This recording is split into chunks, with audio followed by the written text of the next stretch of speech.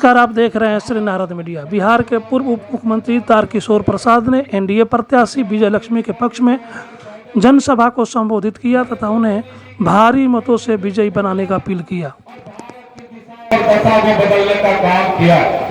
विगत मात्र 10 वर्षों में पूरे वैश्विक स्तर पर हिंदुस्तान ने जो ऊंचाई पाई है और एक सशक्त भारत और समर्थ भारत के रूप में भारत जाना जाने लगा है।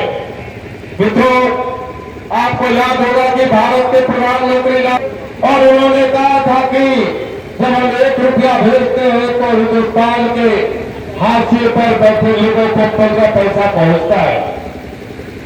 यह ऐसे प्रधानमंत्री का युक्ति थी जो लाचार था। भारतीय राष्ट्रीय कांग्रेस ने आजादी के बाद से लगातार देश को सदी आपके 1 वोट की ताकत ने हिंदुस्तान के तकदीर को बदलने का काम किया। आज विभिन्न जो योजनाएं हमारे प्रधानमंत्री जी ने लागू की आप तक वो पहुंच रही है। अगर 1 रुपया भेजते हो तो 1 रुपया आपके खाते में पहुंच रही है।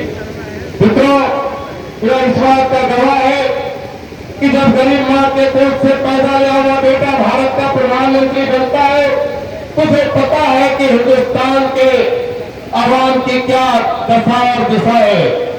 और इसी यही कारण है कि यशस्वी प्रधानमंत्री जी ने हिंदुस्तान के लोगों को, कभी आप कोई गरीब सोच सकता था क्या कि जिला अपना बेहतर इलाज करा सकते हैं, लेकिन माननीय प्रधानमंत्री जी ने 5 लाख रुपए तक की सुविधाएं देकर और हिंदुस्तान के 70 बड़े अस्पतालों में इलाज करने की सुविधा देकर हिंदुस्तान के लोगों को एक स्वस्थ भारत और स्वस्थ नागरिक बनाने का काम किया है। इतना ही नहीं, हमारे माननीय प्रधानमंत्री जी ने घोषणा की है कि किसी भी आर्थिक स्तर के का परिवार होगा, लेकिन अगर उस परिवार में 70 वर्ष से ऊपर आयु के कोई हमारे बुजुर्ग होंगे, सीनियर सिटीजन होंगे तो उन्हें इलाज की सुविधा मिलेगी।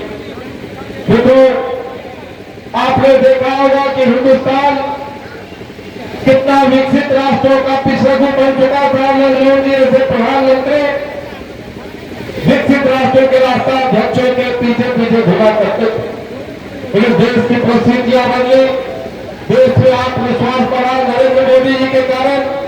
और यही भारत है कि अब विकसित भारत के जो राष्ट्राध्यक्ष है वो नरेंद्र मोदी जी के पीछे पीछे घुमा करते हैं। सिर्फ एक उदाहरण देकर अपनी बात को समाप्त करूंगा। मित्रों, कि जब रूस और यूक्रेन में युद्ध हुआ और जब भारत के मेडिकल के छात्र जो यूक्रेन में पढ़ते थे उसे अपने घर वापस आना था, तो हमारे प्रधानमंत्री जी ने स्पष्ट तौर पर रूस को कहा कि तुम अपनी बमबारी बंद करो। हिंदुस्तान का मेडिकल का छात्र जो यूक्रेन में पढ़ रहा है वो वापस अपने हिंदुस्तान आएगा। रोमानिया और पोलैंड के सीमा पर वायुयान खड़ा था।